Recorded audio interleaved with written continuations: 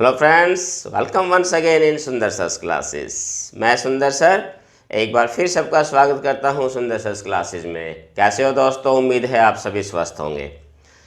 तो चलिए स्टूडेंट्स, आज का ये मेरा वीडियो है कुछ ऐसे नाउन वर्ड्स के लिए है जो बहुत ही कंफ्यूजिंग होती है और जिनका प्रयोग हम डे टू डे लाइफ में बहुत ज़्यादा करते हैं, लेकिन इसके बावजूद भी बहुत सारे जो लोग हैं, मैं तो कहता हूं कि मैक्सिमम जो लोग हैं इनका यूज जो है वो गलत वे में करते हैं। कुछ एक एजुकेटेड पर्सन भी जो है ऐसे हैं जो इनका प्रयोग गलत तरीके से करते हैं। आज की इस वीडियो में मैं आपको कुछ ऐसे ही चुनिंदा वर्ड्स, नाउन वर्ड्स जो हैं उनके बारे में आपको बताऊंगा कि ये वर्ड्स हम प्रयोग कैसे करते हैं, किस रूप में करते हैं, जबकि वास्तव में इनका प्रयोग क्या होता है। तो ऐसे ही कुछ वर्ड्स के बारे में आज के इस वीडियो में मैं आपको बताने जा रहा हूँ। वीडियो को लास्ट तक आप ज़रूर देखिए और चैनल को सब्सक्राइब करना ना भूलें। तो चलिए स्टूडेंट्स, हम इस वीडियो को शुरू कर लेते हैं।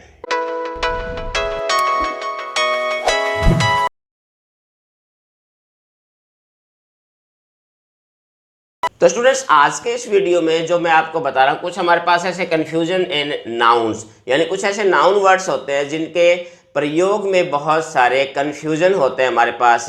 और कुछ मैंने कहा ना कि कुछ एजुकेटेड और पढ़े लिखे लोग भी जो है वो इनका गलत प्रयोग जो है वो करते हैं।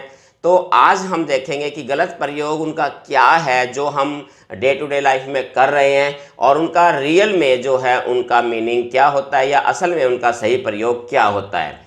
तो चलिए, सबसे पहले जो हम वर्ड्स ले रहे हैं जो बहुत ही कॉमन है, अक्सर आपने सुना होगा, स्टूडेंट्स ने भी इसका उच्चारण करते समय बोलते हुए भी देखा होगा कि जैसे हम अक्सर क्या कर देते हैं, कज़न ब्रदर या कज़न सिस्टर का साथ हम, she is my cousin sister, he is my cousin brother, तो हम इसका यूज आपने बिल्कुल जनरली जो है सुना होगा। तो जो है ये हमारा क्या है, ये इधर रॉन्ग यूज लिखे हुए हैं और राइट जो है सही प्रयोग इनके क्या होते हैं। तो आप ये देख लीजिए, कज़न के साथ कभी भी कोई ब्रदर या सिस्टर नहीं लगता है। She is my cousin, he is my cousin.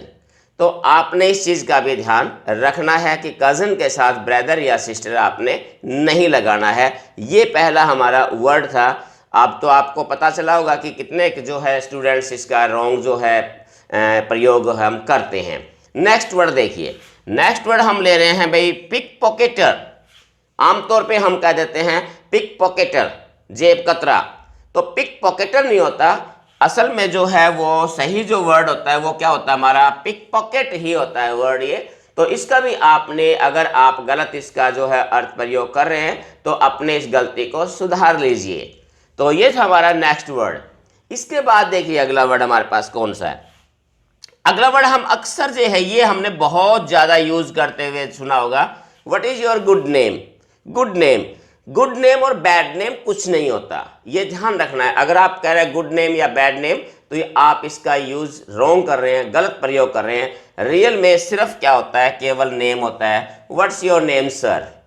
तो केवल आपने कभी भी अगर आप किसी से नाम पूछ रहे हैं तो क्या है कि ट्रेंड सा बन जाता है। कुछ हमारे पास ऐसे वर्ड्स हैं जिनका प्रयोग, गलत प्रयोग करने का एक ट्रेंड बन जाता है और वो ट्रेंड ही जो है ऐसा बना हुआ है कि इन वर्ड्स के साथ हम एक्स्ट्रा जो है वर्ड्स, यानी अपने आप को ज़्यादा इंप्रेसिव दिखाने के लिए हम अननेसेसरी जो है वर्ड्स को हम ऐड कर देते हैं इनके साथ, लेकिन वास्तव में वो ग्रामेटिकली या फिर जो है एक इंग्लिश के रियल मीनिंग के साथ जो है वो गड़बड़ हो जाती है। तो ये ध्यान रखना, आपने जब भी आप कभी पूछे तो केवल आप लिखेंगे what's your name, what's your good name और बैड नेम, ये हमने नहीं यूज करना, इस चीज़ का आपने ध्यान रखना है। नेक्स्ट वर्ड लेते हैं। नेक्स्ट वर्ड हम अक्सर यूज करते हैं ब्लंडर के साथ, big blunder, it's very big blunder, it's a small blunder. तो ये चीज का आपने ध्यान रखना, ब्लंडर का मतलब ही होता है बहुत भारी गलती, बहुत भारी भूल।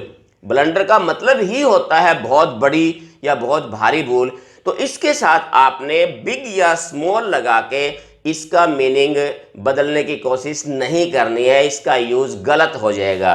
तो ये ध्यान रखना है, बिग या स्मॉल ब्लंडर आपने यूज नहीं करना है, हमने केवल यूज करना है ब्लंडर, इट्स ए ब्लंडर।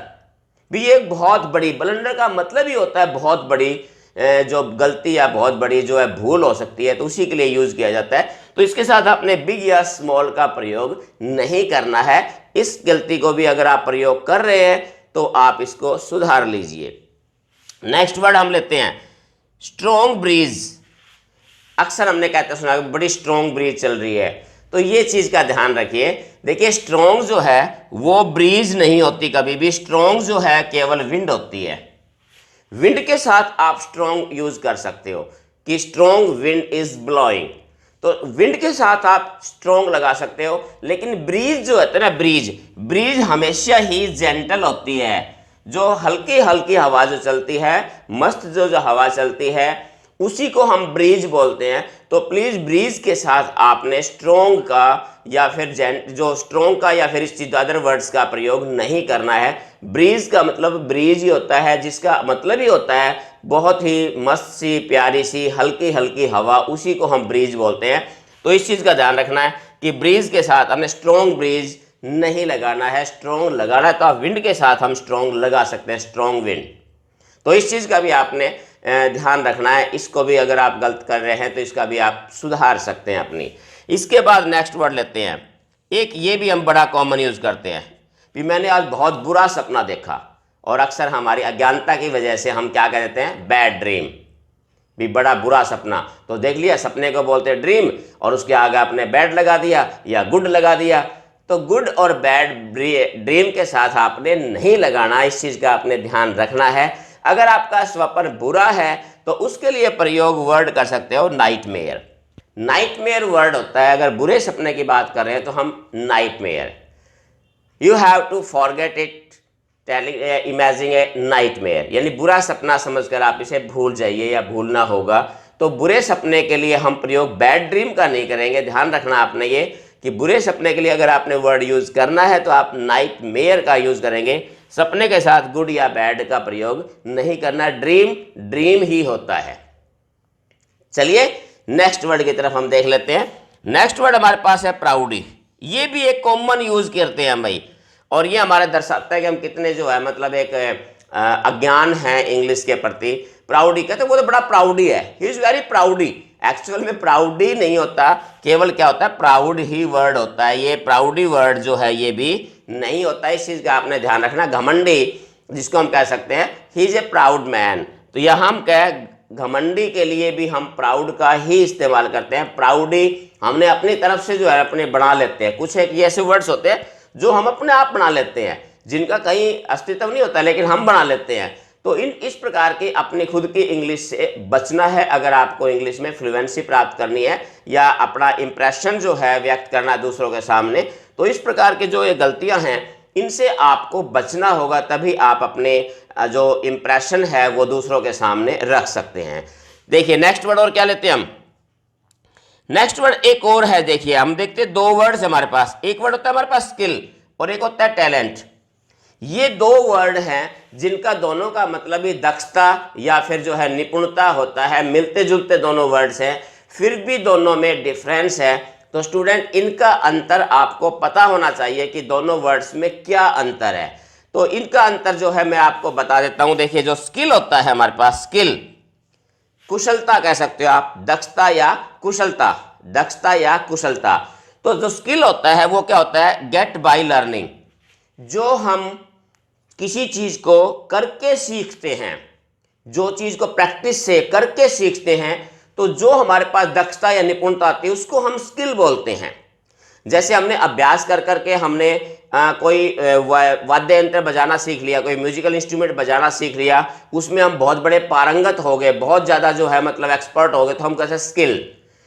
तो जैसे कोई हमने कोई चीज़ सीख लिया तो वो क्या होता है, स्किल होता है। जैसे कोई ITI करता है या कोई किसी प्रकार की कोई चीज़ सीखता है, प्रैक्टिस कर करके सीखता है, वो जो दक्षता आती है उसको हम बोलते हैं स्किल।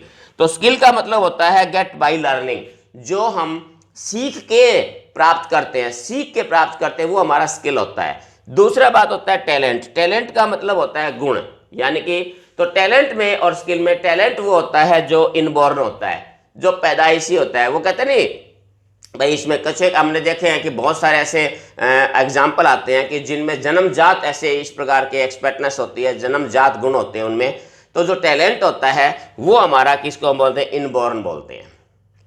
एक ड्राइवर जो है, एक ड्राइवर पहाड़ी क्षेत्र में बहुत ही कुशलता से गाड़ी चलाता है, बहुत स्पीड से, बहुत कुशलता से गाड़ी चलाता है, तो वो जो ड्राइविंग है वो क्या होगा, वो स्किल होगा, ड्राइविंग स्किल है वो। तो इसी अगर एक 5 साल 6 साल का बच्चा जो है वो बहुत ही ज़्यादा सवालों के कठिन जो है डिफ़िकल्ट क्वेश्चंस के आंसर बड़ी सहजता से दे देता है, या जो है बड़ी बड़ी चीज़ें जो है बहुत ही मिनटों में याद कर लेता है, वो टैलेंट कहलाता है, वो होता है टैलेंट। क्योंकि वो ऐसी जो क्वालिटी है वो उसमें इनबॉर्न है। तो ये दोनों में डिफरेंस है, आपने ध्यान रखना, skill getting by learning, talent inborn. तो ये चीज़ का भी आपने ये ध्यान रखना है। नेक्स्ट वर्ड हम लेते हैं एनवी और जेलसी। दोनों का मतलब ही होता है ईर्ष्या। दोनों के प्रयोग में स्टूडेंट अक्सर मिस्टेक करते हैं, और वो मिस्टेक क्या होती है, देखिए दोनों के मीनिंग में थोड़ा डिफरेंस होता है। हालांकि ईर्ष्या जलन होती है, लेकिन दोनों के मीनिंग में फिर भी अंतर होता है। एनवी होता है जो दूसरों की चीज़ों को देख के हमें जलन होती है, वो होती है एनवी। दूसरे के पास बड़ी चमचमाती गाड़ी ले आया वो, हमें उससे ईर्ष्या हो रही है, तो वो हमारी क्या होती है, वो एनवी होती है। दूसरों की चीज़ों को देख के हमें जो जलन होती है, ईर्ष्या, वो हमारी एनवी कहलाती है। अब बात होती है फिर जेलसी क्या होती है। जेलसी वो होती है कि अपनी चीज़ किसी दूसरे की वजह से खोने का जो डर होता है, जो उसके प्रति जो चीज़ें होती है, वो कहलाती है जेलसी। सिंपल सा एग्जाम्पल देता हूँ। जैसे मान लीजिए कोई औरत है, वो अपने पति को किसी दूसरी महिला के साथ अगर देख लेती है, तो वहाँ जो पैदा होती है वो उसको हम बोलते हैं जेलसी, वो होती है जेलसी। तो ये जेलसी और एनवी में डिफरेंस होता है। किसी की वजह से अपनी चीज़ खोने का भय होता है, वहाँ से जो हमें जो जलन जो पैदा होती है वो जेलसी होती है, और दूसरे की चीज़ों को देख के जो हमें ईर्ष्या या जलन होती है उसको हम एनवी बोलते हैं। तो स्टूडेंट ये दोनों वर्ड्स का डिफरेंस जो है आपने अच्छी तरीके से याद रख लेना है, ये आपने ध्यान रखना है। नेक्स्ट बड़ा कॉमन सा वर्ड है, एक रूफ है और एक सीलिंग है। अक्सर जो है बड़े से तो कॉमन से वर्ड्स है, काफ़ी आपको स्टूडेंट्स को पता भी होगा, फिर भी चलिए मैं बता देता हूँ रूफ और सीलिंग में क्या अंतर होता है। दोनों का मतलब ही आमतौर पे छत से ले लेते हैं हम, हिंदी में जो दोनों के लिए छत का प्रयोग करते हैं, लेकिन दोनों में अंतर होता है। तो सीलिंग होती है हमारे छत का निचला हिस्सा, जो हमें दिखाई देता है, कमरे के अंदर हम हैं और जो छत का हिस्सा हमें दिखाई दे रहा है वो सीलिंग होता है। जैसे आपने देखा होगा जो पंखा छत के लटकता होता है उसका नाम भी सीलिंग फैन इसीलिए होता है क्योंकि वो सीलिंग से लटका होता है। फॉल सीलिंग करता है, जैसे हम कहते हैं ना फॉल सीलिंग करवाते हैं भाई, तो फॉल सीलिंग का लटकती हुई छत। तो सीलिंग जो है छत का निचला हिस्सा जो हमें नीचे दिखाई देता है, और रूफ छत का ऊपरी हिस्सा होता है जो आसमान की तरफ होता है। तो ये दोनों में डिफरेंस है। तो स्टूडेंट्स ये थे कुछ वर्ड्स जो मेरे सामने आए, तो मैंने उनको एक सिलेक्ट किया और सोचा कि क्यों ना इन वर्ड्स को जो है अपने स्टूडेंट्स के सामने जो है वो रखा जाए, ताकि जो है अगर कोई कुछ ऐसे स्टूडेंट्स हैं जो इनका गलत प्रयोग कर रहे हैं तो उनको इसके बारे में जानकारी मिले और वो अपने इस प्रयोग को सुधार सकें। तो स्टूडेंट्स ये एक छोटा सा प्रयास था मेरा, और इसी प्रकार से मैंने जैसे आपसे प्रॉमिस किया कि इसी प्रकार के जो है कुछ इंटरेस्टिंग, कुछ फैक्ट्स और कुछ इम्पोर्टेंट जो है ऐसी जो वीडियोस जो है मैं आपके सामने लगातार लेकर आता रहूँगा। तो आप बस इसी प्रकार से आप मेरे साथ बने रहिए और इंतज़ार करते रहिए इसी प्रकार के इंटरेस्टिंग और इम्पोर्टेंट वीडियोज़ का। तो स्टूडेंट्स आज का ये वीडियो कैसा लगा एक बार ज़रूर मुझे कमेंट करके ज़रूर बताना, और इंतज़ार कीजिए नेक्स्ट वीडियो का।